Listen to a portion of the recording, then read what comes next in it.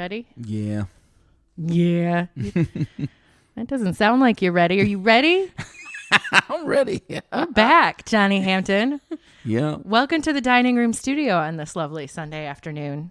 We finally made it here. I am Sue O'Lear. And I am Johnny Hampton. And we are coming at you on a beautiful Sunday for the first time in quite some time. Yeah, it's been like over a month, maybe more than a month. I think the last one we dropped was in November when I was thinking this surgery is going to be a piece of cake. I'm going to get so much done during my time off. Sure, I'll be able to record. Sure. I'll be able to do everything. Spoiler alert. I have been able to do nothing. Recovery from this surgery has been a beast. It's robbed me of all of my energy. I knew it would be. Yeah, I was very nice because, you know, I'm like, oh, I've had 2 C-sections. I've had abdominal surgery. I know how this goes. Nah, man. That was 20 years ago almost. For one. The one you had is a little different, man. There's a lot of moving parts to that. Yeah. You know, so. Well, and C-sections give you a baby that you have to take care of afterward. Like, it changes your focus, I think. Yeah, true, too. You know, but you don't really have a choice in the matter. Yeah. But here we are. We have gone through Thanksgiving. Yeah. A lovely Thanksgiving. We've had Christmas and New Year's. I've had the end of the best college football season in recent memory for me. Yes, it ended not the way we wanted. Well, listen, at this point, who cares? We had a great year, and next year is going to be a great year. Yeah, you hope. I know. I know it in my heart. We have so many of those boys coming back. I mean, they're young. Yeah, Sue is a Michigan fan for everybody listening. Who they won the Big Ten. Yep. They beat Ohio State for the first time in many, many years. Yep. And they made the college football playoff. Yep. And after the Ohio game, I was like, if our season ended tomorrow, I would be thrilled. But it didn't. We had the opportunity to beat Iowa. And I said, all right, if our season ended right here, like, I'd be thrilled. I'm not going to say I'm thrilled, but I'm very pleased with how the season went. Yeah, they didn't play their best game. That's okay. It happens. That's all right. It happens. I mean, they also were playing a team that was bigger and faster, and I don't know. Like, we'll be back. They played well. That's all I got to say is we'll be back. Yeah. Yeah. Definitely the overriding theme, though, of our holiday season and my time in bed was Michigan football. Got me through a lot. Yeah. It was, yeah. It's definitely not Michigan basketball right now. Whew. Oh, that's another thing that we did during our time away from the mics. Oh, yeah, we went to the game. It was a lot of fun. We went to see the University of Michigan play UCF in basketball. And UCF won. Yeah. Great shooting performance by 2 of their guards. Seriously. Yeah. Who's number 13? He could not miss. Second half, he was turned up. I mean, I had just gotten comfortable in my chair in the second half thinking, okay, this is a good time for us to pull away. Because we were at one point up 12? Yeah, 14? 47-35. And then I turned to Anthony and I said, this is how I thought the game was going to go. And he said, oh, same. Mm-hmm. And the next thing we know. Boom, just like that. Yeah. And we couldn't get it. They went up on us and we could never get it back. Yeah, so that's all right. We did a lot, though. Yeah, it was really cool. It was cool to go see a college game. So how was your Thanksgiving? Thanksgiving. What do we do for Thanksgiving? Didn't you go to your mom's? I'm sure we went to my mom's, right? Oh, yeah, I made the turkey, and it actually turned out really good this year. Yes, Thanksgiving was good this year. When you're the one in charge of the turkey, it's stressful. Yeah, turkey is... I don't know why we continue to... Nobody really likes turkey. Listen, I agree. You have to have it, but nobody likes it. But it's nobody's favorite. Mm-mm. This year I did a good job on it, though. I got it right. I got the timing right. Like I trusted the little pop-up thing. Yeah, it wasn't dry. Wasn't dry. See, that's only the key. Yeah. But here's something. So I agree. Like nobody cares about the turkey. Nobody cares about the turkey except like for pictures. Yes. Right. So my kid said, "Well, can we get a ham?" I mean, I don't make ham. Yeah. They've had ham before at other people's homes. Yes. Yeah. So I was like, not for Thanksgiving. So then Christmas comes along. My mom does this beautiful roast beef prime rib roast. Yeah, that's what my mom usually does for Christmas too. And the kids are like, "Where's the ham?" I'm like, "No ham on Christmas, fools." Then I go out for New Year's Eve and I get us the spiral cut honey baked ham that they think they wanted. You know what's in my fridge? Because nobody really eats ham. My dad used to love ham though. Yeah. But I'm not a big. I take a slice and I'm good. That's it. That's all I need. That's exactly what I had New Year's Eve. I had like one slice just because it was a honey baked ham. Right. Now, can you freeze it? Yes. So I might slice it off the bone and freeze it so I can use that bone and make soup. But ask Eb. She would know like how long you can. But yeah, I think you can freeze it. Yeah. Like she freezes it all the time. I do too. Yeah. So I think you can freeze it. So yeah, how was your Thanksgiving? Thanksgiving was good. You know, the holidays are tough, man. I know. Yeah, the holidays are tough. Like when for you, you went through it the first time this year. Like when you lost a parent, the holidays are tough. So. Thanksgiving was cool. I try to get in the Christmas spirit. It's kind of hard for me now. Thankfully, I don't know. My wife has been like injected with Christmas spirit. Yeah. Like so, she kind of picks up my slack now. But yeah, it was good. Thanksgiving was good. I got to see Victor and Nadine. My mom and Tiara came over. Who else? I think did we go see Velvet that night? I think we might have. Yeah. We went to see my sister-in-law and her family that night, so it was good. Yeah. The one that was tough for me this year was Christmas Eve. I was very melancholy at one point Christmas Eve. I don't know if melancholy is the right word, but I was just like laying down listening to Christmas music in the dark. That's melancholy. I would call that melancholy. And I was like, "What's wrong?" I was like, "I'm all right, I guess." I don't know why out of all of them that was the one, but when we got to my dad's absence was so present for me. And that's the thing. Yeah, it's like every year at my house, my parents would come over real early because my dad would say, "Oh, your mother has got me calling," but this year we found out it probably was not her because they called kind of late this year. They didn't call at 7, 8 o'clock, so it might have been him getting up all those years. Of course. So yeah, that holidays, like you miss your parents all the time, right? Like there's certain events that happen. Oh, I wish my dad was here. But the holidays is rare. It's like a glaring absence. It's almost like a neon sign that a person is not there. Yes. So that makes it tough. So I'm kind of glad to be through it. We gathered for dinner and we have 2 tables full of people at my mom's house. Nice. And we make our plates and then we come find our spot at the table. We make our plates in the kitchen. Like we don't load up the dining room table and try to pass anymore. And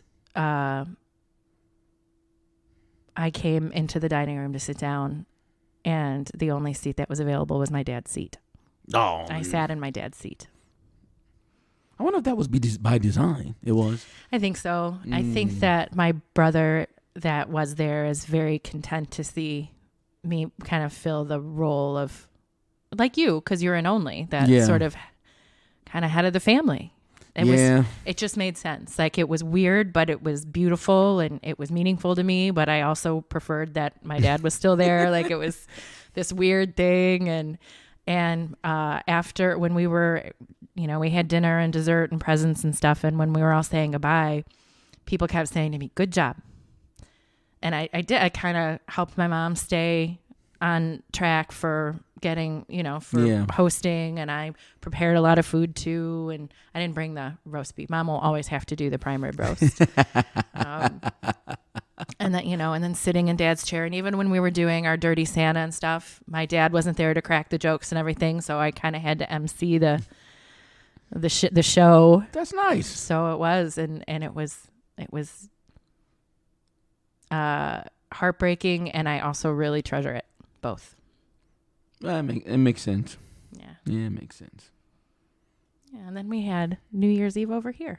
Yeah, for the first time, me and Eb usually stay home. We'll probably go back to that next year, unless Michigan plays another football game. Never say never. Yeah, but first time in we've been together 23 years that we've gone out on New Year's. We really don't ever go anywhere on New Year's, and the year we were leaving North Carolina, that New Year's Eve, Joe and I went to dinner with another couple.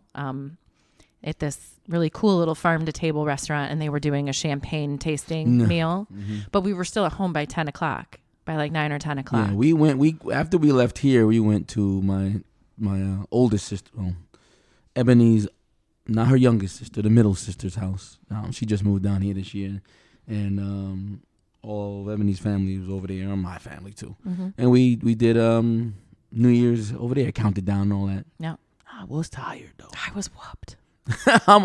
You realize how old you. I'm taking a nap next New Year's Eve. Uh-huh. Like you see those memes, you're like, ha ha ha. Nah, next year about 2:00. Yep, I'm laying down. Yeah, it was. You guys left, and Joe and I sat on the couch, and everybody else went off into their rooms, and we were to FaceTime their friends. And we were really, really hanging on. Joe wanted to go to bed, but he stayed up because I was like, please, we're so close. And by 12:04 we were. we stayed out. I let Eb make that because she had to be to work. We didn't get home till like 1:30. Ooh, man. Yeah, so I was like yesterday. I didn't move. Mm-hmm. Well, I mean, we slept until whatever time, and then I went to the beach alone this year. You didn't know, but I saw the pictures of you, and then nobody went. Well, everybody was just tired, and Joe wasn't feeling well. I know. And then nobody was awake, and I was in that place. Do I wake him up? Do I let him sleep? You should have woke him up. That's what they said when they got up. You should have woken them up. Yeah. So I went with the dogs, and we hung out and had our talk with the ocean for 2022. and then I took a 4-hour nap throughout the day, and then I went to bed about 7:45 and slept until about 8:30 this morning. Yeah, yesterday I just laid around and watched TV all day long. Didn't do a thing. DoorDash me and Anthony some food. Eb went to work. Mm-hmm. And then what did I watch? I watched Cobra Kai. So that was in my Facebook memories. We watched it last year. It's out. In my Facebook memories today. The new season is out, and it's good again. Yeah, it's so nostalgic. Yeah, my Facebook memory said something like it was disbelief at how good it was. It was so good. It's good again. Yeah, and they already renewed it for another season. I'll have to check it out. Yeah, it's good. Looking for more of the Strongly Worded podcast? Be sure to join our Facebook group and follow the Strongly Worded Pod on TikTok, Instagram, and Twitter. Also, make sure you're a subscriber wherever you listen to us. And if you listen on iTunes, leave us a 5-star rating and review.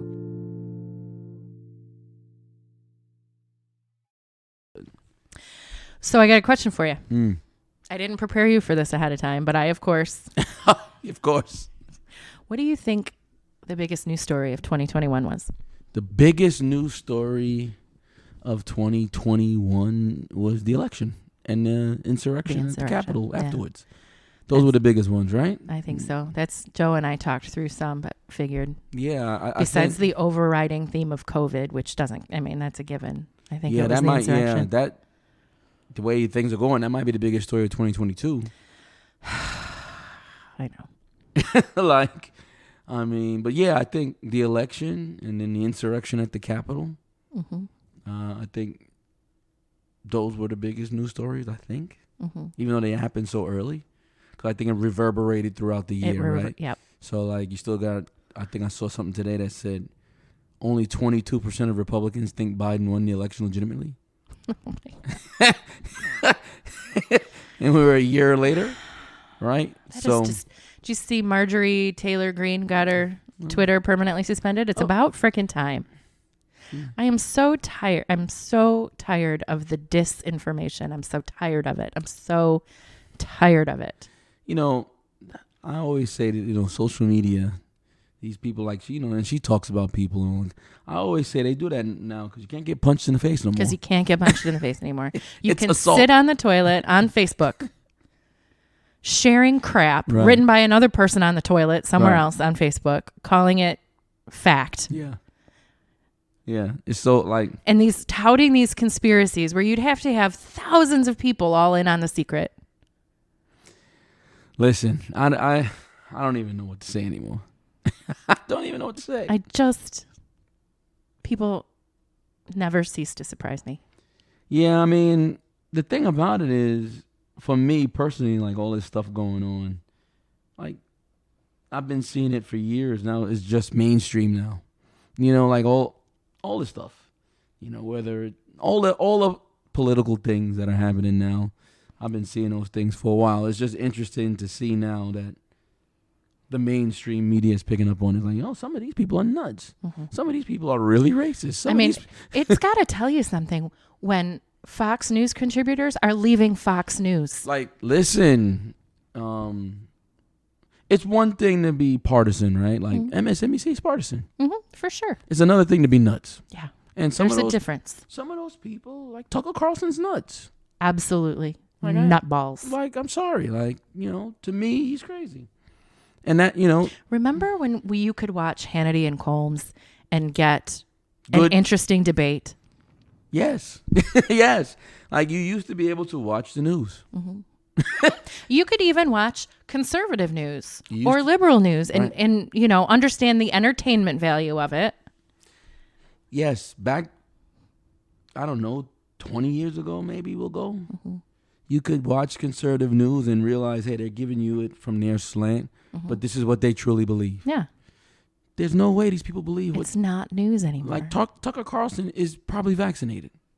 So why are you doing a news story about why vaccinations don't work? Right. Now, that's not to say you got to go get vaccinated. It's up to you. Oh, yeah, but go get vaccinated. Come on now. Now, listen, it's up to you. Do you. But I'm not going to be a hypocrite. Like, I'm not going to be on the news telling you not to get vaccinated. And I'm vaccinated and probably boosted as well. Mm-hmm. Like, I just don't understand that. Right. Sad. So I jotted down some news stories from different months of the year that I thought might be fun to revisit. And of course, my number one was insurrection and inauguration, for that moment that we all loved poetry during the inauguration. She was excellent. With Amanda Gorman. And then the Bernie Sanders memes of him in mittens. They're coming back, man. You know why they're coming back? Because they're like, people got to sit down at home now because of COVID. That insurrection thing, like, I try not to see things in racial undertones, but if that was a mob of black people attacking the Capitol, slaughter. Like, I mean, seriously, it's not even. I'm not even joking. I'm not even trying to be like. Do we even know? Like, I don't even know what happened to half these people. Are they doing jail time? Like, what's going on? Yeah. So I did read something about that, and a lot of people. Yes, there's a lot of, I guess, probation or home confinement sentences, but then I don't know, like 8 or 10% of them are actual facing real jail time. But did you see that story about that blonde white woman, who are the scariest of all of the crazy Republican women, the white blonde ones, who put on her TikTok how she was looking forward to her jail time because she was going to take the opportunity to lose some weight and do yoga every day? Listen, man. The audacity. It's nuts. No. There is no audacity like white audacity. I watched that. I'm like, this is insane. Mm-hmm. But again. And we're still debating as to what happened and why. And that's what I mean by, like, so my whole life, I've been able to say, hey, if a black person did this, but then you have people who will say, oh, that's not true. That's not true. Yes, it's true. And now they see it is. You know what I'm saying? So those are the things that I like seeing now. Yeah. It's like, oh, look at that. You realize now some people are nuts and this country is crazy. So the other thing that happened in January was that we saw our final Jeopardy episodes with Alex Trebek. Oh, man. That's one of the celebrity deaths that's tough. I used to watch Jeopardy every night with my mom. Mm-hmm. And she'll tell you, like, and then you started liking girls, and Marianne called you every time during Jeopardy. If she was here, she'd say that right now. But 7:00 right after dinner. Yeah. But yeah, I grew up watching Jeopardy and watching Alex Trebek. So when he got sick, it was tough because pancreatic cancer that's not the one you want. That's not it's not the one. So, and I haven't watched an episode since. Not a single episode. I don't, and I haven't. I probably won't. Wow. It's tough, but I probably won't. Just like you won't eat your apple fritter without your apple turnover without vanilla ice cream. Yeah. You would rather throw away an apple turnover than eat it without vanilla ice cream. And you will never watch another episode of Jeopardy again. Does your mom watch still? I gotta ask her. I'd be interested to know. I bet you she does. Mm-hmm. I bet you she does. I still do. I actually like Mayim Bialik. I don't like the way she dresses, but I think she's a decent host because she doesn't try to imitate Alex, and she really is just trying to preserve the dignity of the show. Like she's not trying to. She's just smart and to the point and sticks with the questions and. Yeah, I mean that's what he was for the most part. I mean he had the little zingers here and there, but right. But yeah. I thought she's pretty good. I just wish she didn't dress like a librarian. I have not seen any of the guest hosts. She's gorgeous and she's a neuroscientist. Something like she's brilliant. She's the one. I would love to see her walk out there in something badass instead of like a pussy bow and a knee length. Maybe that's her style. But it is, and I'm. Certainly give me heat for commenting on another woman's appearance. Yeah, I don't watch that. And I haven't watched The Price is Right since Bob Barker retired either. I haven't either. Of course, I haven't been home from school sick since then either. With my saltines and my ginger ale. Yeah. Yeah. So February, Ted Cruz went to Cancun. While Texas was freezing. Yeah. Remember that? Yeah, he was out of here. He was out of here. He was on a plane. Yeah. You got, what's the guy's name from Texas that didn't win? Oh, Beto O'Rourke. We got Beto O'Rourke out there trying to help people, and Ted Cruz on vacation. He had a scheduled vacation. I mean, what a coincidence. What a coincidence. Yet he'll be. He's probably gonna get reelected. Did he get reelected? Of course he's gonna get reelected. These people wild, man. Listen, I've never seen a group of people who vote against their interests like Republicans. I know it. Republican women, especially. Listen, man.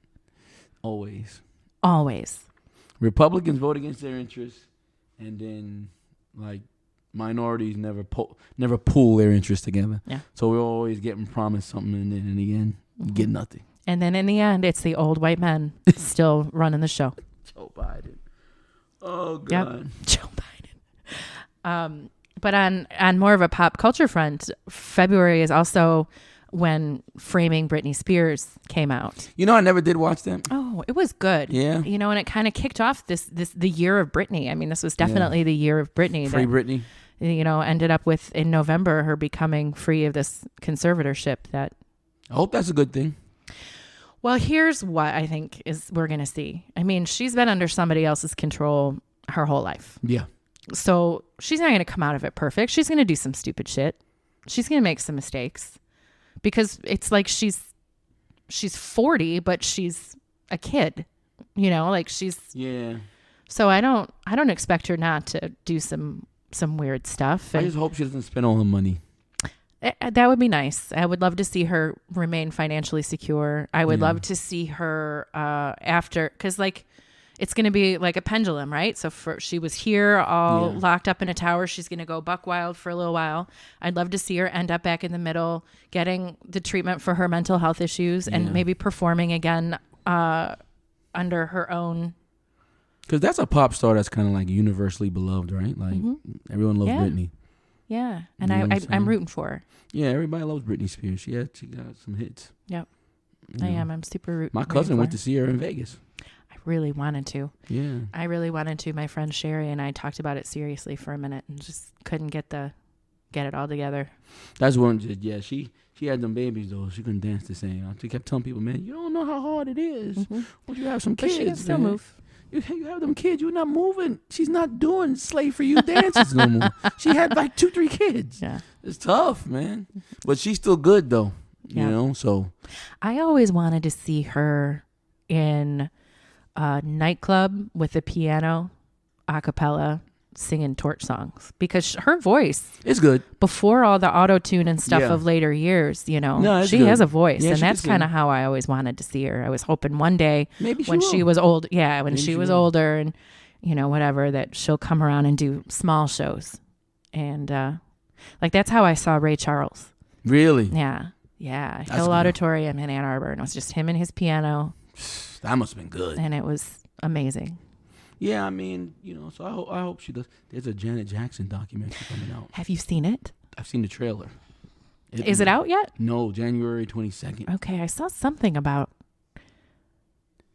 I guess it was something different, something older. But I'm looking forward to it. In the trailer, there's the one scene where I guess when Justin Timberlake recently did the Super Bowl, he asked Janet Jackson to do it with him. I said all along he should.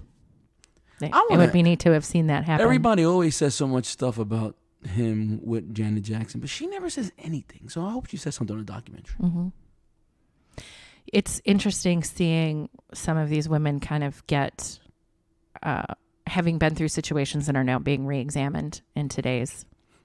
And grabbing control of the narrative, too. Mm-hmm. Like Janet Jackson, Britney Spears, she's grabbing control of the narrative. Right. Like, I'm not this crazy person, or I'm better now, give me my finances back. So yeah. Are you interested at all in the royal family? I am. I think I've always been. I mean, who's not really? I mean, you I can think say the you're same not, thing. but I mean, we are though. Yeah. Did that interview happen in March? So that interview happened in March with I Oprah and that Meghan and interview. Harry. Mm-hmm. I watched that, and I believed every word. it's not surprising.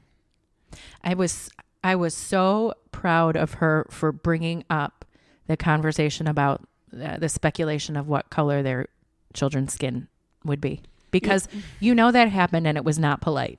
And the thing, the thing about when I'm watching that though, like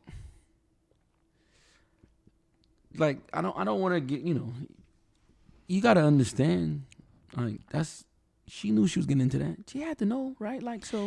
Okay, so yes, but also I don't think you know what it's like until you're in it. British paparazzi is nothing like American paparazzi. Oh no, and we think American paparazzi is bad, and you grow up thinking you want to be a princess, or thinking you think but you don't really know what an institution is like that until, especially if you're an American. But in terms of just what you said, speculating on the color of the baby, that would happen to a normal black person and a white person. Yeah. If my son marries a white woman tomorrow, you think his black uncle is not going to be like, hey, you think your baby's going to have curls? That's going to happen. Yeah. You got to prepare for that. Yeah. But she didn't have anybody, supporting her. No. Really, except for him. And I feel the same way about his mom, about Diana. You can see it. It's the same story, but different characters. It's the same. And you would think after Diana, they would learn a lesson. I don't think they cared to. Probably not. Probably not. So it's sad in a way that he has to be separated from his family, but you got to do what you got to do when you love your wife. Right. And it is, I think, an interesting example of breaking toxic cycles. Yeah, I mean, they're not going to raise their kids in a place where people are speculating on their skin color. Well, and just a lot of it, the emotional restraint, the inability to deal with mental health issues, you know what I mean? The all of those kinds of things, they're passed down from generation to generation to generation. It's and shocking they waited that long to set the record straight, because it couldn't be me, man. Well, I can't say that. I think a lot of times, let me take that back. It probably could be me, because a lot of times I feel like I don't got to correct someone's perception of me either. As long as the people who are closest to me know what's what. But then and it's a bummer that they pit the women against each other. They might have been able to be friendly, who knows? And Meghan ends up being the antagonist of the story. If you're reading British press, oh yeah, but that was going to happen. She's the bad guy. I mean, what Kate is married to? Who's going to be the king? Yeah, and she's probably a bitch. No, let's not. You know what I mean? She very easily could have said at any point, no, she didn't. No, Meghan didn't make me I don't cry. think they let them do that, though. You know what I'm saying? I don't think they let them do that. I think for her to say that, she would have had to leave like they left. Yeah. You know what I'm saying? Oh, no, we got people to handle that. Don't worry about it, Chester is going to take care of it. Chester. I know she's probably deals with a lot, too, and you hear all the rumors that her wife isn't, or her husband isn't faithful in this and that and the other. And I always think I can't imagine the pressure of having to have my young children perfectly well behaved in public. Wait, they say Kate Middleton's husband is not. Yeah. Oh, there's all kinds of rumors that Wills has a. Is he? Do women consider him a handsome dude? I think they. I guess. I don't know. Last I checked, everyone loved Harry. Yeah. Everyone thought Harry was handsome. What the other guy is? Well, I mean, he's going to be king. So I guess he's going to be king. I mean, how hot is Prince Charles? And he had his share of women. But the best one he had was Diana. Yeah, and he didn't want her. Yeah. Anyway, that happened in March. That happened in March. Must be nice to have money. It must be nice to have money. I can take that bald head and that for real those sticking out ears and turn him into. I'm gonna be king. So come to this room. He is the king. So they're coming to tour the United States, and I read something today that said that they don't plan to connect with Harry and Meghan. See, that's trash. Right? So y'all can't go to L.A.? That's where they are, right? Right. They can't just... Man, Diana would have wanted him to get out. Yes. So I think that's also what was in his mind, too. He was the favorite.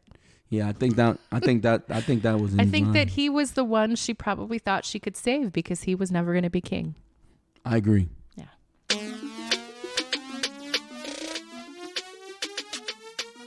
Flagler United is ready to launch Season 2 of travel basketball for kids in Flagler County and beyond.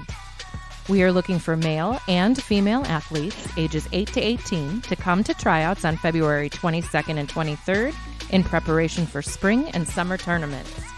To learn more about the Flagler United program, check out our videos on TikTok, Instagram, and Facebook, or visit our website at flaglerunited.org. We are constantly fundraising so we can keep registration fees low, so if you would like to donate or be a team sponsor, information is in our show notes and on the Flagler United website. Flagler United. Together we play, united we ball.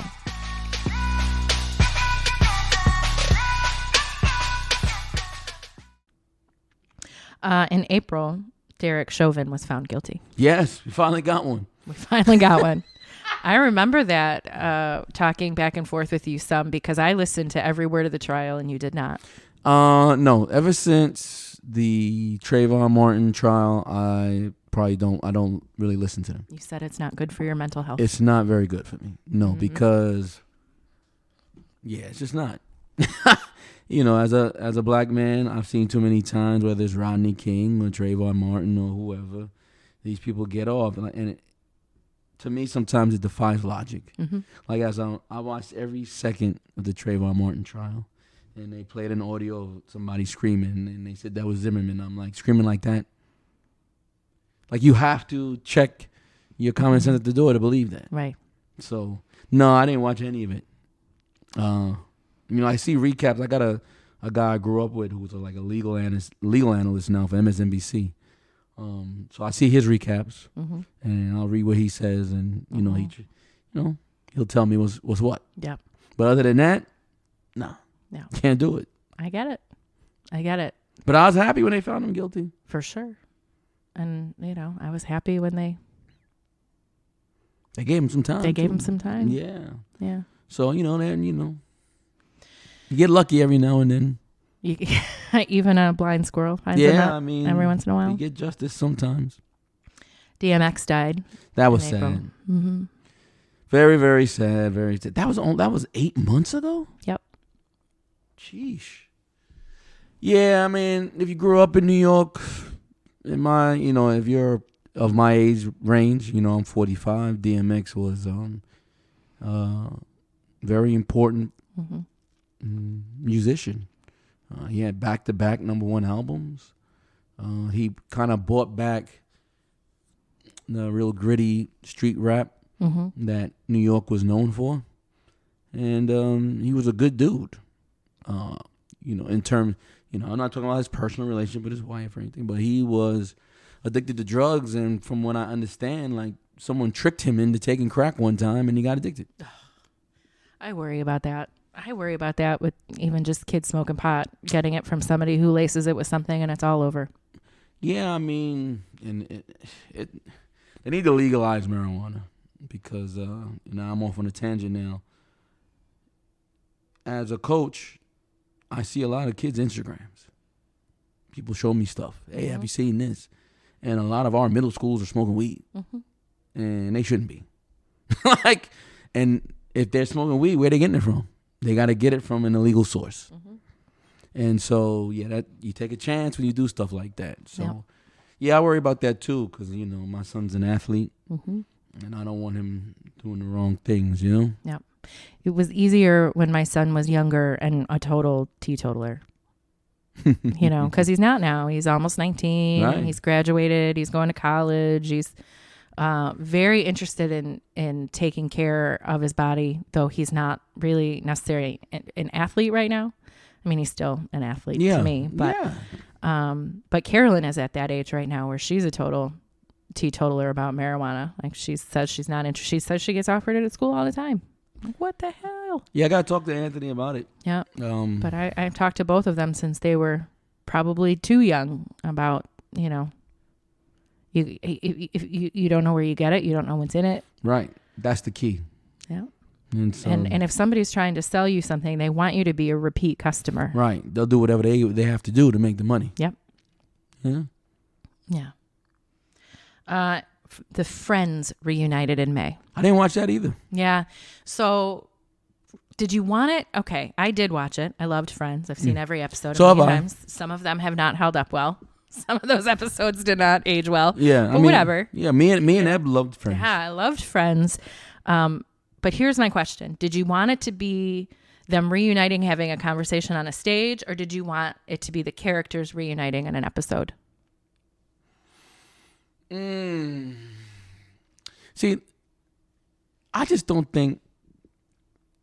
I don't know if I want it either, and I'm gonna tell you why. Like, since Friends, they've still been all over the place. You know what I'm saying? Like, so even in the news, you'll see Jennifer Aniston hanging out with Courtney Cox or something like that, or you'll see, which I love. I love that they're all still friends. Like there wasn't much nostalgia for me because you see them all the time, as opposed to something that I just watched. Right, like switching gears, I just watched a Harry Potter 20-year thing. Like I know Harry Potter's not your thing, but but still, yeah, those kids seeing them together, like it was like, oh wow, look at them, like so. But if I had a choice, I probably would have did a Friends episode. Yeah. Yeah, I definitely get the nostalgia with some of these reunions or reboots or whatever. I totally get it. And there was something really cool about seeing them experience the set and go through some of the memories as the actors. We probably would have gotten. I like that they wanted to preserve the integrity of the show, thus not having an episode, like a reboot episode. I totally get that too, but I would have loved to see how they all ended up. Yeah, what a time though. That was a good show. A lot of people don't like that show because of various things, but it was a funny show. I thought it was a funny show. It was our getting ready to go out on Thursday night show because it was Friends, Seinfeld, and then I think we switched channels and watched South Park. And then we'd go out. Funny story. So I had never seen an episode of Friends until my honeymoon. So you weren't watching it in real time necessarily? No. So when we went on our honeymoon, one of the only things that requested was we go somewhere that didn't have ESPN. So I found somewhere that didn't have ESPN. But they had one channel, and they were showing a Friends marathon. We were in Mexico. A continuación, Friends. That's what. And when we were in the room, we watched the Friends. Like, we would watch it. And when we got back, we were hooked. Yeah, so I know I didn't watch it in real time. Like, I caught it, I don't know, last 2-3 seasons. And then I caught up. Yeah. Like, it was before binge watching was a thing. We actually got to binge watch it in Mexico. One of my favorite shows ever was Mad About You. And I watched that reboot, and there were certain things that were so honest about their relationship all these years later that I don't even know if they were scripted or planned, but it might have just been the result of these two people just, aging those years too. So Mad About You, that's Paul Reiser and Helen Hunt. Paul Reiser and Helen Hunt, yeah. And I watched the Roseanne reboot. I think it's good. Oh yeah, I the think it's quite Connors good. is really good. Mhm. They did a good job with that. I'm going to bring up the Sex and the City reboot in December too. When we get to that month, I'm fast forwarding a little because there are things about them that it's kind of neat to get some questions answered. But it's still, especially if you get a bad ending to the series. Like I watched Dexter. Mm-hmm. I didn't hate it the way a lot of people hated the reboot. I was kind of glad to have it, to get a redo because I didn't love the way it ended. Mm-hmm. But I think Friends ended perfectly. Yeah, they don't need to do anything else. I don't think they agree. had anything else to talk about. I agree.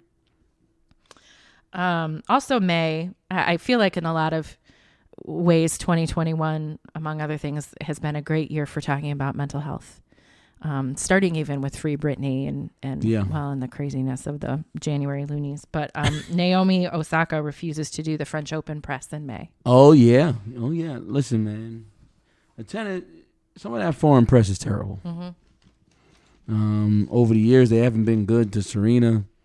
They haven't been good to Venus. Mm-hmm. They weren't being good to her. No. And she said, F this, I'm not doing it. Good for her. Simple. Mm-hmm. And then she pulled out of some tournaments. It's like, money can't buy you everything. Mm-hmm. I have a saying, like, God doesn't give you everything. So if he gives you a bunch of money, there's something you still got to work on. Yeah. For some people, it's mental health. Mm-hmm. And, she took a step back. Mm-hmm. And took a stand in doing so. Yeah. It was interesting. It was a good lead into what we saw and experienced with Simone Biles the following month in Tokyo. Yeah, it's probably the reason Simone Biles felt empowered to do so. Mm-hmm. Because you need somebody to step out there. You need somebody to go first. Right. You do. Uh-huh. And so, Simone Biles basically had a mental block toward what was going on. Mm-hmm. I read, and I don't know if she's a listener, but I read a Facebook status update over the weekend from somebody I knew from college who was talking about how now in her 40s, she has experienced these things physically, these physical manifestation of symptoms that through some of the work on her mental health, she is now tying to trauma in her youth. Mm.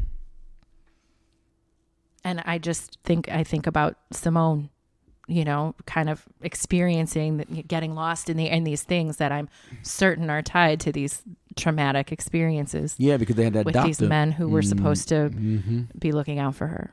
Larry Nassar. I don't know if I'm going to leave this in. Larry Nassar and my brother are in the same facility. Really? Uh-huh. Different sections, but same facility. How crazy is that? Yeah. I didn't realize he was in Florida, Larry Nassar. Wow.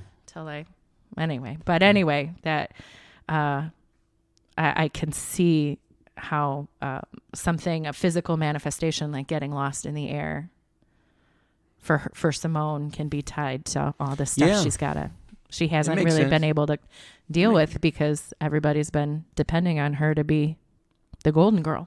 Yeah, it makes sense. Something you got to take care of yourself sometimes. Mm-hmm.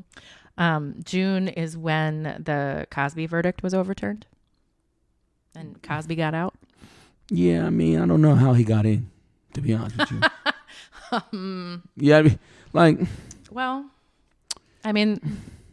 The testimony of all those women. So here's the deal.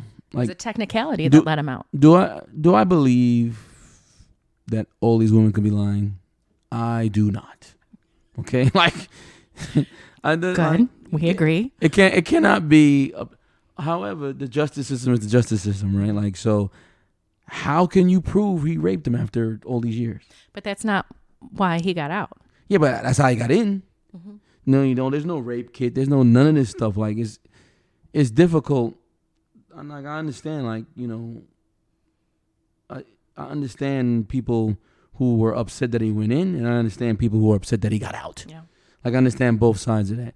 And it was a different time then, which a lot of people don't seem to understand. In the 70s, you couldn't just go into a precinct and be like, yo, I got raped. Mm-hmm. They might be like, get out of here.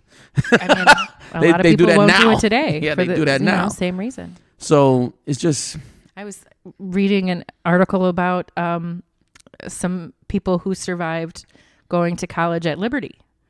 And I use those words very seriously because, women's rights are not protected at that university. Yeah. And there was a girl who was talking about being assaulted and thinking in the hospital that she had done a rape kit because one had been offered to her. And somewhere along the way, that rape kit disappeared and was never done. See, that's crazy. That's just crazy. So I thought he was going to die in jail, though. I did too. But here he is. I mean, he's a disgrace, man. Disgraced. It's also the month that Britney Spears gave that testimony. Just because it's the year of Britney. She'll pop up here and there talking about what life was like in the conservatorship and feeling like she was being drugged. Like not necessarily even just taking the medicines that were the best for her diagnoses, but the medicines that made her the most compliant. That's nuts. I could totally see it, though. And that's this dude's, his daughter. I could totally see it, though. Like, let's give us some. Just keep her under control. Right. Hide that crazy. Yeah, I could totally see it. Like, just please sedate her. Like, I don't want to deal with her. Yeah. I can see it. Yeah. He's probably glad it's over, too, man. He was getting a lot of heat. Well deserved. I guess. Yeah, I mean. You guess? I didn't follow it, so I don't. I don't know if he was mismanaging her stuff but that sounds nuts. Like, and for her to believe that, like, even if you believe that, then as a father, you haven't gone far enough to take away. Like, you know what I'm saying? Like, I'm sure she's saying that to her dad, and he's not doing enough to comfort her. Because if she still believes that, something is wrong. He's a horrible human. Is he? That's what they said in the documentary. He's a horrible human. Is that what? Shout out to Britney's dad. You're horrible. In July, Bennifer got back together, Johnny. Bennifer. Talking about reboots. Talk about a reboot. This rekindled romance from 20 years ago, Ben Affleck and Jennifer Lopez back at it. What the hell is that about? I know. Like, I mean, J-Lo, man. Oh, God. I don't even know. That doesn't just happen, though. Right? Like, so. I mean, could it be true that, like, they were the one that got away for each other? That it could be true. They were too young and immature to handle the whole craziness that they sort of created? And could be. But you just don't get back with someone after all that time. You had to still be talking to them. So Mark, you don't think that he could have just called her up? Nah. And they just be heavy like this, going everywhere? No. Mark Anthony and A-Rod like, yo, what was going on? And Jennifer Garner. Nah, I mean, they've been divorced for a while, but she went right. Yeah, but she was still taking care of his drunk ass. She went from A-Rod right to... right to benefit. That's kind of her MO. I mean, she doesn't like to be single. Yeah, that's Liz Taylor. I know someone else like that. Yeah. Yeah. Let's see. So we had some stuff happen in September. That's when the heartbeat law happened in Texas for abortions. It's we know abortions after 6 weeks, and if that's not frightening enough, it's sort of allowed for bounty hunters and for criminalizing the people that help these women obtain this health care. This country is insane. It's all, my body. My body, my choice when it comes to a vaccine. Yeah, exactly. And that's why I don't understand, like, how people, they're just hypocrites. So you don't want to get the vaccine. Your choice. You don't want the government telling you what to do. Right. But you want them to tell women they can't get abortions. Mm-hmm. And you want to tell them that not only can you not get an abortion, but if you try to get an abortion, the Uber driver can be fined. Just tell me how that makes sense. Just tell me how. That's all. Like, and that's why, everyone says, how are you able to talk politics? I just ask some questions. Mm-hmm. How can you say my body, my choice with the vaccine and still support the abortion law? And please don't tell me it's about God, because God wants you to look out for your fellow man, and you ain't getting a vaccine. Boom. So I I like to have political conversations because I don't talk politics. I just talk facts. I just ask you a question. Can you explain to me how you could be for the death penalty and not for abortion? Can you explain to me how you can be not for abortion but against food stamps? So you want these people to have the kids no matter what circumstance they are, but you don't want to help them. And then you give zero shits about what happens after that. Like, these are the conversations that I have with conservatives, and that's why most of them don't talk to me about politics. Yep. Not that we have fights, they just can't answer those questions. Yeah. Well, because they're not educated about their beliefs so often, they're just given sound bites. I feel like so often speaking with a conservative, speaking with a Republican is speaking in sound bites. That's why when we were walking out of the basketball game, somebody said, "Let's go, Brandon." Like that's a sound bite. It's not anything. I didn't even know what that silly shit meant until you told me. I don't know what that, like I don't live in that world. Like I live in the real world. So I just would say to this gentleman, like, first off, what does it have to do with the basketball game? But okay. Second off, like, what issue are we discussing when we're saying that? Like, so for the people, what does the "Let's Go Brandon" mean again? So there was a race car driver being interviewed, and in the background were chants of "fuck Joe Biden," because that's the battle cry of the Republicans. They get in these big groups that wherever they go with their big flags in the back of their big trucks, and when they get the opportunity to get together, they chant "fuck Joe Biden," "fuck Joe Biden." Mm-hmm. So this woman is hearing this in the background of this live interview she's doing with this guy, and so she tries to change the narrative, and she says, "Oh, they're saying let's go, Brandon." And Brandon was like, "What?" Yeah, and Brandon, a conservative, hates it. He wants no part of this. By the way. But it's over. I mean, it's everywhere. I seen a person I used to be friends with on Facebook wearing a "Let's Go Brandon" shirt. Whatever. These people, man. I mean, I sat at a dinner table with a person chanting "Let's go, Brandon" now, and I'm just like, how did that ever happen? It's like, because it's not even, to me, that's not even like a real difference in philosophy. You're nuts. It's just dumb shit. It's dumb shit. I can't be bothered with stupid stuff. I tell kids all the time, like, I'll be at practice and they'll do something silly, and I say, one thing I know about me, I'm not into the silly shit. Like, I mean, Jesus, we in trouble. In October, that's when the Chappelle Special dropped, which I still haven't seen. I saw it. I would like to see it. It's on my list. Yeah, I watched the special, and my oldest child is part of that, what they call the alphabet community. And I understood what he was trying. Like, Dave Chappelle is one of the more intelligent comedians that we have. And when you watch the special, he's explaining to you what he means. Mm-hmm. So it's your choice to take it a different way. And I get the way I sum it up after watching it. And I've seen like every special he's done. I'm like a big Chappelle Show guy. I got the Chappelle Show both seasons that he was a part of on DVD at home. Like he was saying, why is it okay for me to be on TV back in the day and make jokes about black people, white people, all kind of people, and I can't make a joke about LGBTQ community? Mm-hmm.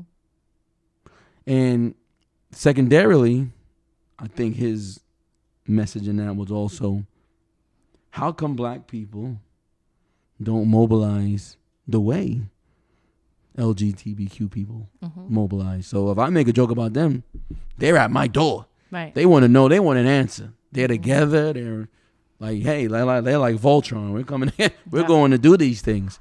But as a black person, they don't. Yep. And they wonder. So I thought the special was good. Yeah.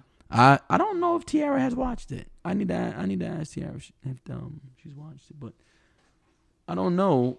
But yeah, I didn't think it was bad. Yeah, I still want to see it. I definitely still want to see it. It's not funny. He tells some jokes, but it's more like him just. Mm-hmm. I mean, that's what I like about him. Yeah, I love hearing how his brain works. Right, how he puts thoughts together. Like he even during that special tells you he was friends with transgender woman who he made jokes about the trans she was there and so it's a good special. And I didn't understand why people wanted, like, if you really listen, you understand what he's saying. Yeah, I understood it. Now maybe somebody can argue with me and say, hey, maybe they saw it a different way. I'm open to that too, because I'm not the smartest person on earth. But the way I saw it was him saying, why is it okay to joke about this particular group, but I can't joke about that particular group? And why is it that the other marginalized communities don't band together like this one does? Maybe that's what people don't like to hear. I don't know. Maybe. We'll see. I'll watch it. We can talk about it in the future because I haven't watched it yet. Yeah. Alec Baldwin, the shooting on the set of his show happened in October. It's crazy. I don't even know. How does that happen? Did you watch his interview? No. No, I didn't. No, because, I mean. I did. And he do we blame him for it? Like, they got stunt people and these people and all these people. I mean, the gun was in his hand. No, I understand that. But before they give him the gun, aren't they supposed to? That's the debate. Like, come on, man. The handler, like whose responsibility is it? So, like, then George Clooney, so like, Alex says, I don't think he wanted to come right out and say it's this person's fault. But he said, this is the way it happens on the set. Right. This person, that person, they handle it. They hand it to you. But then George Clooney says, this person do the gun or whatever, and they hand it to you, and then you are the triple check. You're an actor. You're not a triple check. Like, what are we talking about? So I feel like a lot of time, like, and I don't know, like, I didn't see the interview. Okay, so cool, all right? But I feel like a lot of times we want to, instead of just saying, okay, this situation is tragic, we gotta find someone to blame. He's to blame. They got a stunt coordinator or a producer. I can't remember the name of the word that they use for the one that actually handles the firearms, but there's one person there specifically responsible for the firearms. How does he have live rounds? That's your job. And that's one of the huge questions. Like, there shouldn't have been a live round on the set. Come on, man. Period. Like, that's not his job. Yeah. Like, so hey, and hey, full disclosure. I mean, shit. I guess if it was one of my family members on that set, I'd be looking at him kind of crazy too, because the emotion of it doesn't allow. Right. I don't have anybody. I'm not invested in that, so I can easily take a step back and say that's got to be someone else's fault, right? Like, it can't. Like, he didn't shoot somebody, right? Like, somebody handed him a gun that they told him it was cool to shoot this gun. He shot it. Someone died. Yep. He's gonna get sued though. I know. It's gonna be a mess. He's just such an interesting human because his wife who fakes the accent and her whole story gets tan, so she looks like she's from Spain. Yeah, it's not. Yeah, none of that helps his cause, right? Like, so. I mean, that's kind of it. Like, none of that helps his cause. That's exactly what I'm trying to say. You know what I'm saying? But even with that though, like, how could that be his fault? We'll see, I guess. I mean, they're going to try to make it his fault because I think he's one of the producers on the thing. What does that mean? That means they give you more script input or something. He says that too. Like, there are producers that do X, Y, and Z. Like, and we know this though, right? Like, so that's the problem I always have with these kind of, like, there's certain things that we know. Like, you put Alec Baldwin shoots, like, that's not what happened. Instead of tragedy on the set. Right. Gun held by Alec Baldwin. You know what I'm saying? Right. Well, we've talked about headlines before and how they're written, and then the follow up is never packs the punch that the accusation did. Yeah. So he's struggling right now. I seen some pictures of him walking around. He looks disheveled. He looks rough. He killed somebody. Yep. Man. It's a mess. Aaron Rodgers got COVID in November. Because he was what did he say? He was inoculated but not vaccinated. Listen, man. I mean, America. We both just took our glasses off and rubbed our eyes, by the way. Listen. These are the things I don't understand. Okay. So he lied about getting vaccinated. Mm-hmm. We'll start there, right? Yes, that's what he did. He lied. Now, this football player, who I'm sure has a degree in something, right? My degree is in accounting. I'm not an immunologist. Right. I don't know when. Listen, maybe my son right now is struggling in science. Maybe they should just fucking stop teaching it. Since nobody cares about it anymore. Right. Maybe he shouldn't have to take the class. Give him another gym then. Yeah. Or, give him a period of time to sit on the toilet and scroll Facebook. Because then he'll get all the knowledge, all the scientific knowledge he needs. What are we teaching science for if all these idiots don't listen to doctors? Right. Oh, Dr. Fauci, he's a doctor. Mm-hmm. And you're a fucking football player. Yep. Talking to some dude, Joe Rogan, a UFC commentator? Eat bugs in a game show. Right. And you guys are going to tell me what I should do. To keep my family and the greater good healthy. Like, what is this? It just makes me so mad. Now, I have a theory, a long-standing theory. See, my cousin always calls me a radical. Like, he always calls my dad was a radical. He's like, you're a radical junior. I'm not a radical. But all of a sudden, when women and minorities got access to education, all of a sudden education didn't matter no more. Right. You can't be smart now because you are a doctor. Yep. No, it ain't changed. Oh, how did they come up with a vaccine so quick? It's 2020. And they've been working on vaccines and responses to pandemics forever. It should take the same amount of time as the 1970s, should it? With all the technology we have, it should take the same amount of time. And they didn't just start figuring out how to vaccinate against it. I mean, like this type of virus has been in existence in other ways for decades. Like, listen, I can't stand watching people who are dumb as doorknobs talk about shit that they have no understanding of. Mm-hmm. They get a soundbite. Oh yeah, they get a headline. They get a soundbite. It's my opinion. Tucker Carlson tells them. It's your opinion, and your opinion is not worth shit because it's not educated. We got to go back to third grade because that's the year that we start learning about what's a fact and what's an opinion. Like, what's happening when So he's like, I don't know why people are mad at me. Nobody's mad at you. You're just an idiot. You're just a lying idiot. You're just an idiot. And a liar. So you could easily. There's people in the NFL that are not vaccinated. Mm-hmm. They just have to go through more protocols. Right. You didn't want to do that, and you lied. Right. And End of story. You don't tell me about your like I said. As soon as they gave minorities and women access to education, suddenly their education is devalued. Mm-hmm. No, the education is not devalued. Just more people are educated now. Yep. And you got to listen to an Italian doctor or a black surgeon general or a woman in charge of whatever where in your county. Mm-hmm. Too bad. Too bad. Yep. The Astroworld Festival was in November. Yeah, that's bad. Mm-hmm. That was bad. Yeah. He should have stopped his concert. He should have stopped the concert. And but again, like,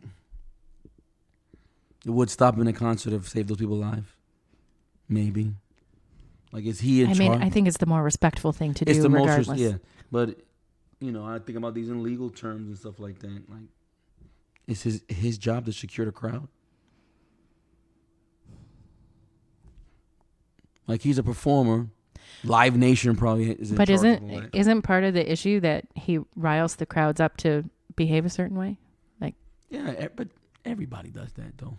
You know what I'm saying? Like, well, that doesn't make it right. That doesn't make it that when 9 people die, you don't bear it doesn't part make of the right. responsibility. There's jobs that need to be done, right? Like, so if we are coaching a basketball game and a fight happens on the court, is it our fault?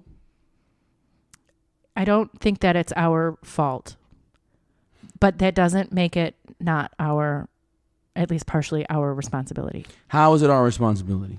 It can depend on a lot of different things. It can depend. All right, so let's say. Wait a minute. You asked me a question and you just interrupted me. I'm sorry. Go ahead. Well, I would make your point. So if I'm coaching and my team is aggressive defensively, offensively, and then a fight happens, is that our fault? I don't think that it's always our fault, but I think that it can still be partially our responsibility. But how is it our responsibility? Because are you going to let me answer the question this time? Yes. Let me hear. I mean, I think that we're all there together. Mm-hmm. Our players are in our care and under our tutelage. Mm-hmm. Some of them will get it and receive it and behave in one way, and others might take it too far. But we are still the leader of the group. We are still the head of the machine. So yes, I think that while it might not be our fault personally, we can still take some responsibility in that we have, we are leading this crowd of players. Like, we are teaching them to be aggressive. We are teaching them to do, whatever. I think it can be a lot of people's responsibilities. I've certainly seen it where I think that the refs bear responsibility, where fans can bear some responsibility. I think that things are rarely one person's fault. See, I disagree. So I think you coach a certain way, and the aggression in the game is impacted most by the referees. And the referees need to see shit coming. Mm-hmm. So security knows what they're securing. Live Nation, who puts on this thing, they know what Travis Scott does. They know what he does. Mm-hmm. Why is it not more secure? Now, hey, listen, like you said, everybody, we had a fight in the summer. One of our people got punched in the face. You know me, I take that personally. Mm-hmm. So, but that's just a moral thing for me. Like, I feel like when your child's with me. Well, I think it should be a moral thing for Travis Scott too. And as other people are seeing it, like I said, I believe that very few things are just one person's fault. I think that a lot of people can bear some responsibility for the snowball effect, the snowballing effects. But to me, morality and legality are two different things. You see what I'm saying? Oh, I mean, they are. Like, you know what I'm saying? Like, even in that instance where we're coaching, morally, I step on the court and stop the fight. Mm-hmm. And I don't give a fuck what nobody. And I don't care what you're saying, who's coming out. I don't care, right? Like, that's just me, though. But in my mind, in that legal aspect of the court, the referee got to get in between that before I even get a chance. You know what I'm saying? We got 2 referees.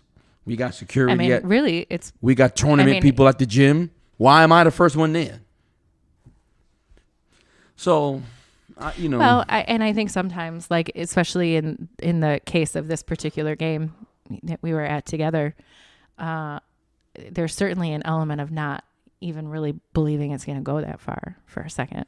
No, but because the people who really hear the conflict that's going on, I mean, the refs are out there, but the people who hear it are the players talking shit to each other. Yeah, but the refs should hear it. Well, they should hear most of it, but I mean, the ref missed my daughter going like this and pointing at the scoreboard, apparently. That's what you should do. That's not antagonistic. Right. I'm not going to talk to you. We're beating you by double-digit I don't points. Mean to say a word, because look at that.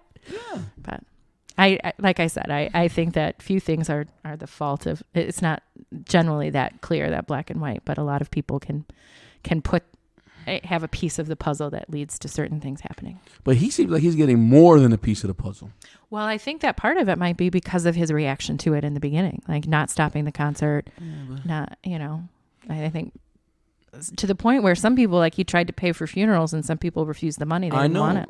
When you're in a situation like that, and that's why I always say, like, these rappers, right? They always talk tough or whatever. Most of them, 99% of them are liars, right? Like, so if I see when the rubber meets the road, right, they're people. They're full of shit. Yeah. Like, so if I'm on stage and I see something like that, I'm like, yo, what's happening? Because hey, that's how I was brought up. This guy, I don't know what the hell he was seeing. Oh, they're just moshing out there. And that's another thing. Like, I don't know what he saw. Right. I had the bright lights and all, He did an interview, too, with a famous hip-hop journalist, and I didn't watch it. Because why? You can't answer no questions. Yeah, that's true. Yeah. You're a lawyer. You done got lawyered up. Mm-hmm. So he should do him and Live Nation, mostly Live Nation, or I can say Live Nation, whoever put on whatever the concert promoter is, they got to pay. Yeah. And it's not going to bring the people back. Nope. But that's what it is. You guys are liable. He's the performer. You guys provided the security, like you said. It's rarely one person, but they got to get together and pay this money. Yeah. Simple. Feel bad for him, though. He seems like a good dude. Expecting baby number 2. Yeah, he seemed like a good dude, but, you always tell people. I mean, good dudes make mistakes, too. One mistake, man. It's hard to come back from sometimes. Yeah. His reputation's in the toilet right now with certain people. And hip-hop, I don't know if they're going to care. Yeah, I don't know. Ultimately, but he was a big, he was transcending. I mean, he had McDonald's meal. That's right. Yeah. You know what I'm saying? So he was, I don't think he'll be getting another one of those. So it won't be another Travis Scott meal coming. Let's see. And we had a lot of Duggar news in November and December. I wish I knew more about the Duggars, but isn't one of them going to jail too? Yeah, he's in jail right now on counts of horrible child pornography possession. So, it's a couple of things. Number one, first and foremost, as a 45-year-old man, I never understand what you could think a young girl could do for you. Johnny, this wasn't even young girls. It was more horrific than young girls. They were kids? He was in trigger warning, folks. If you don't want to hear this, just fast forward, okay? I'll give you a second to do that. He was in possession of pornography that was like dealing with infants. With babies. Like how? And torture. That's insane. And so that, first of all, I always wonder in general how that can arouse you. That's my first and foremost thing always. Right. Don't understand it. The second thing is, do they ever find the people who actually produce the pornography? Yeah. Like, these people need to go to jail. They probably need psychiatric counseling, like even more than the jail, because why is that arousing you? Something's wrong with you. You're not wired correctly. You can't be. Right. It's impossible. It's an impossibility. At least, like, my rational mind can't get there. Right? Like, so to me, when my rational mind can't get there, it means that your mind, you got to be thinking irrationally. But I always see people get arrested for child pornography, and I never hear the people who produce the pornography getting arrested. So it's like arresting the drug addict and not the drug dealer. Yes, I know more about this Duggar situation than I probably should. Did you watch them on the show? Well, like when they had their show? I did a little bit.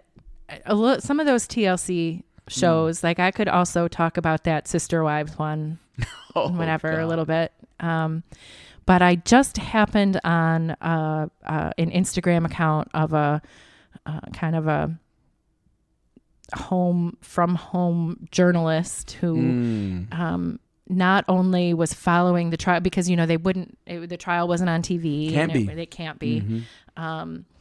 So she was following that, but she's also been following sort of the cult that they follow and wanting to expose this cult. This behavior is basically taught. And so I did. And so for some of the more egregious things he was in possession of, people are in jail. Oh, okay. People are in prison. Cool.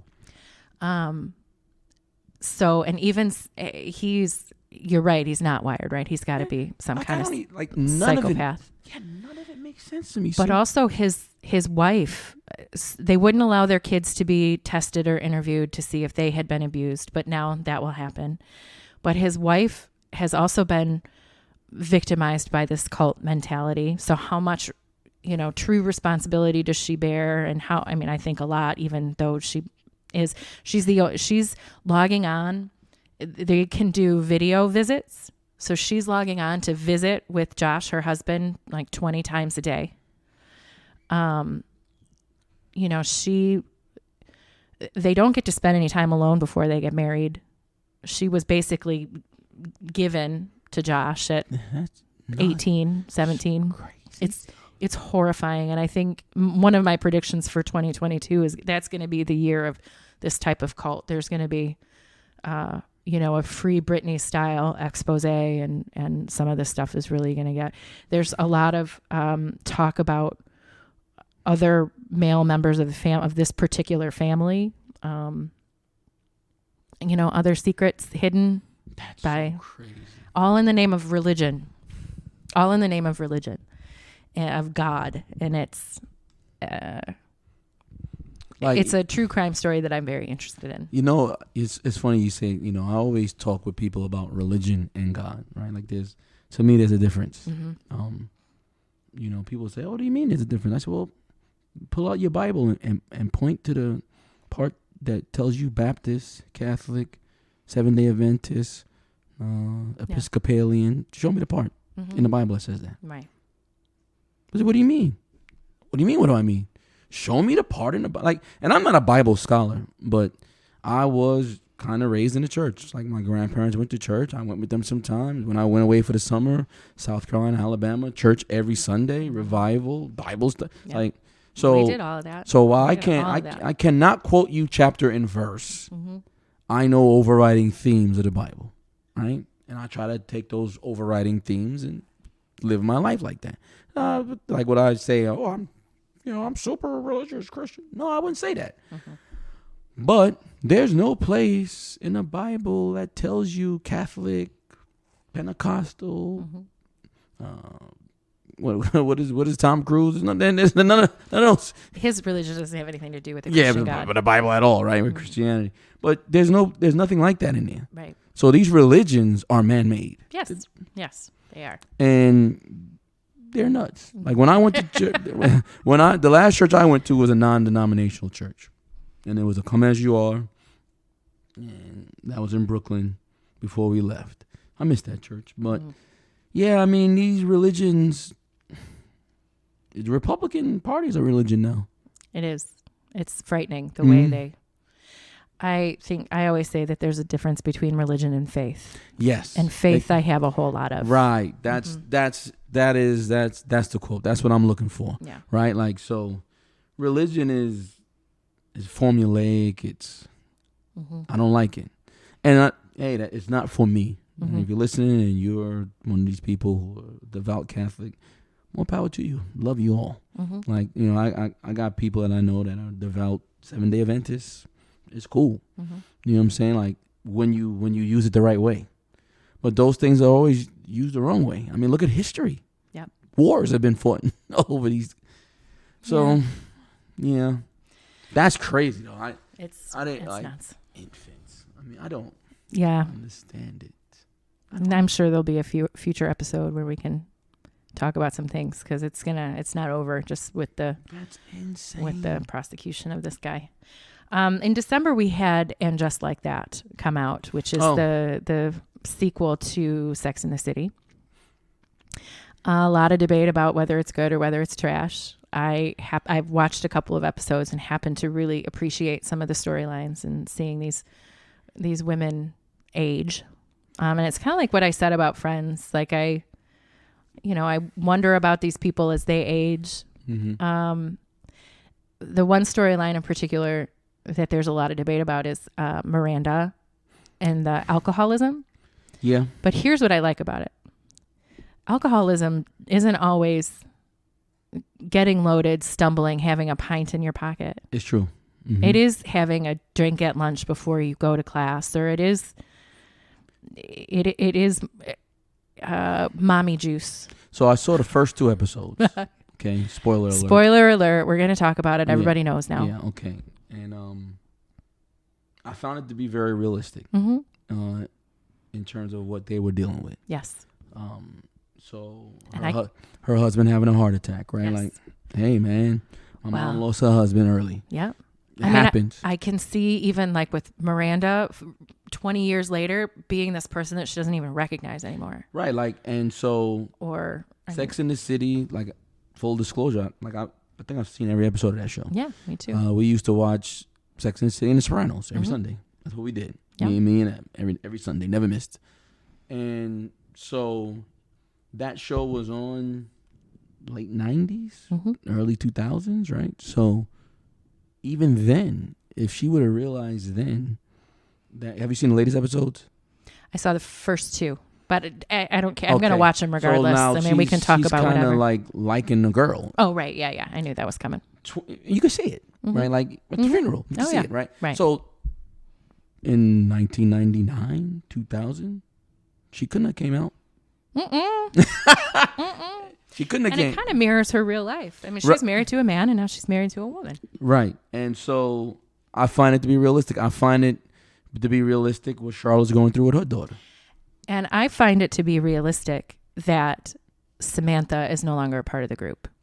Because friends don't always last forever. They don't always last forever. And I got 2 best friends, Chris and James. They're like brothers to me. And I don't see them all the time. They're not living in Florida with me. Right. And they say, oh, Samantha never would end a friendship over business or money. She's the most loyal. She's the most whatever. But when we don't know what happened in all these years since the show ended. Maybe she really needed Carrie to be a client. Like, I mean, all these different things that could have happened. I mean, they're not really dealing with the pandemic, but yeah. I mean, Samantha's business has changed too. Right. That's what I'm saying. And like she has a storyline too, and I believe it, and I believe that something came up that could have taken her away, and her loyalty shows in that spray of flowers that showed up. This is what I was going to say. So, even though she's not there having lunch with them all the time, texting them every day, when Mr. Big dies, she sends flowers. Yeah. The only flowers she kept were her flowers. And I think I haven't seen later episodes, but I've been reading some recaps because I'm interested and I just haven't had the time to watch. Yeah. That's a recurring thing. Yes. Like Carrie texting Samantha. And when my dad died, Chris got on a plane and came. He was here. Yep. Okay. I tell Chris all the time when we talk, and I didn't talk to him Christmas Day. I usually do. We're adults now. And I'm sure you still love me, but you also are dealing with what's in front of your face. Right. And I'm not in front of your face. So, no, you're not going to think to text me all the time. I'm not in front of your face. You got kids. You got a wife. You got to love friends like that you can just pick right up where you left off. Yeah, and if he's in Florida, like, we go see him, stuff like that. So, I understand it. You're not going to be living in the same spot and all that for all that time. And even to the point in that first couple episodes, it looks like Charlotte has that other friend, the black lady. Right. I got other friends now. Yeah. You know what I'm saying? Like, yeah. I just feel like it's honest. Yeah. And I felt that way about the first movie. Not the one where they went to Dubai necessarily, even though I watched it and enjoyed it. But putting together that wedding and Carrie getting so wrapped up, and then it not happening, and then them in the street and her hitting him with her flowers. It was it made sense to me. The emotion of that movie made sense to me. So yeah. I mean, so I'm glad I like this one. Yeah, the thing is, the people who watched that 20 years ago, their politics may have changed, so they think it's a little heavy-handed. That's all right. And now you got that Me Too thing with my guy. Well, I was just going to say, and then, we have Chris Noth, who... So this is what I want to ask. There have been rumblings about him for a while. Have there? I think so. See, I didn't know that. See, this is what I want to ask you. I could believe it has a reason. It's one of the reasons why Samantha didn't come back. Not Samantha, but the actress, perhaps. So, I want to ask you this. So these women come out and they say, he raped me. And he just loses all his jobs. Is that fair? Can you believe them and still have him work until he at least has a day in court? Yeah, I mean, I think that there are probably instances where it's not fair, and certainly being in this period of time where coming forth, like we talked about earlier, reclaiming our narratives, being able to speak of these things that have happened in the past so that they don't happen in the future, demanding a more equal place is all. I don't know that it can always be fair. To me, you got 3 or 4 or 5 or 6 people with similar stories. Where there's smoke, there's fire. Yeah. And I'm not sending my daughter to work on a set with this dude. That I understand. So, because, I just, like, as soon as the first girl came out, he was done. Mm-hmm. And so, is there... I mean, that's why I think I think there have been rumblings about this guy for a while. I think that's probably part of the reason why it happened so fast.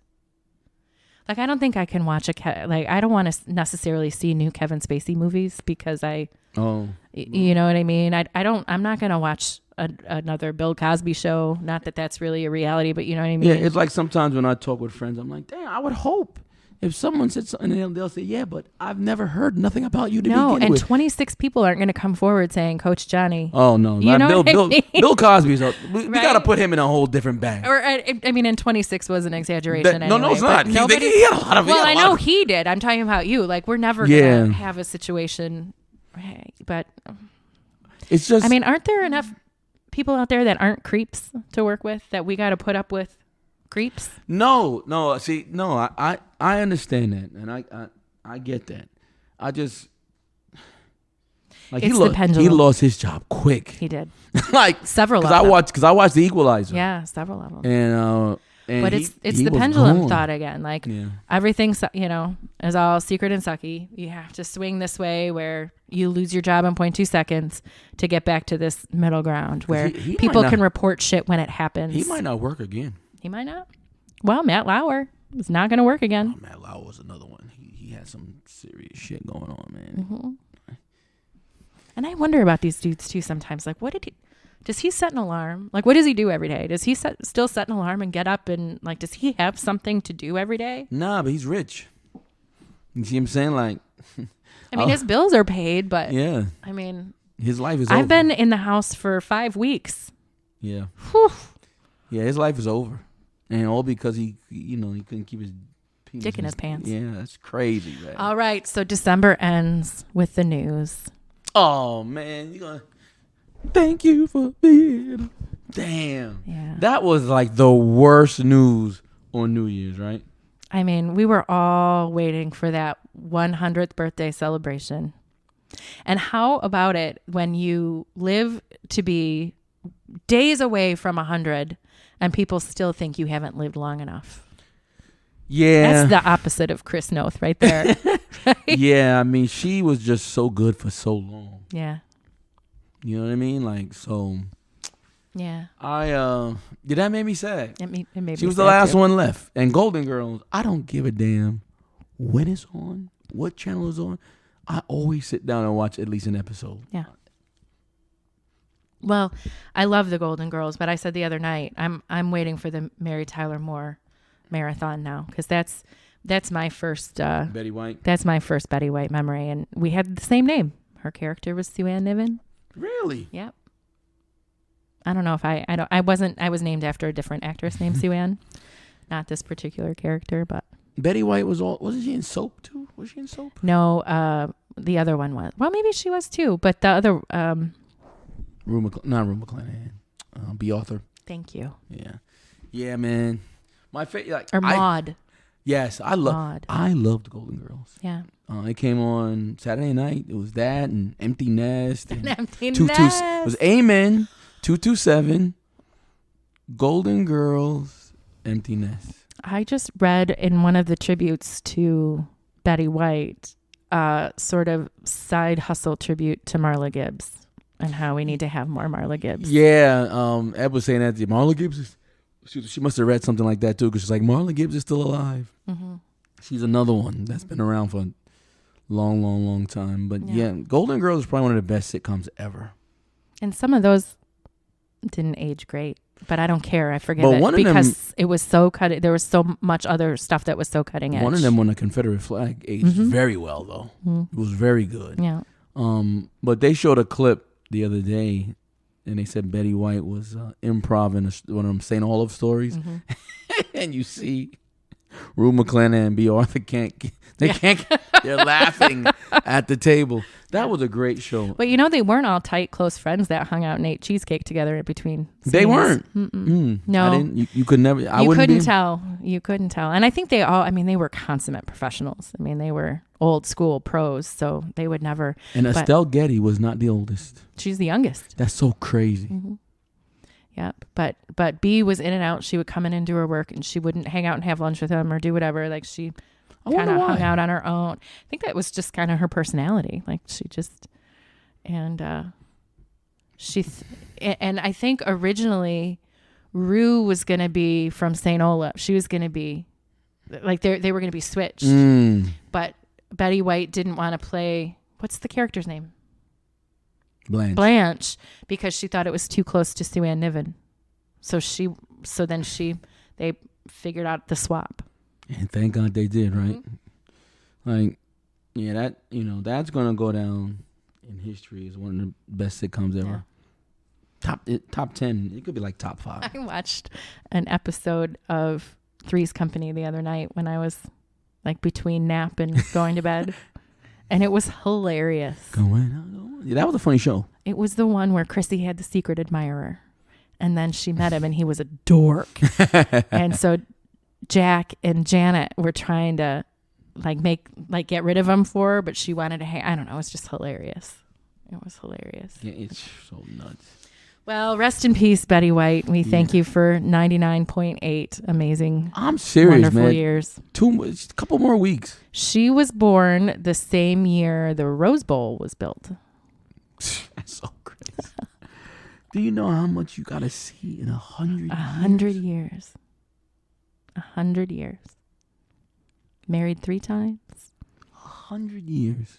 Got it right with her third, she said. She never, after he died, never felt like she had to get involved with anybody else. Because she said, when you get it right, why? She went to segregation, desegregation, like affirmative action, all this technology, right? Like no color TVs. And she was an activist, like not just an animal rights activist. In some of her shows, she would have black performers and just and be like, deal with it. They said, I saw something on Twitter, now that Betty White has died, it's like now Dolly Parton has taken all of her energy. Wrap her in bubble wrap. Like Dolly Parton is now Betty White. Yeah, somebody wrap that lady in bubble wrap. We can't lose Dolly. It's what's crazy to me is like all these people are passing away and we don't have anyone to replace them. People are different now. Like we don't have, there's, singers, actors, once they go, like who?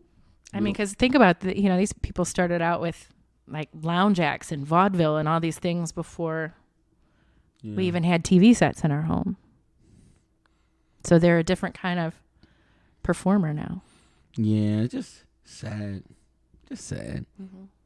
That's a like tough. Who are we going to be memorializing in 40 years, 50 years like that? Shoot, 40 years, 50 years, I'll be gone. So I will have already been memorial. I am not making it to 95. You never know.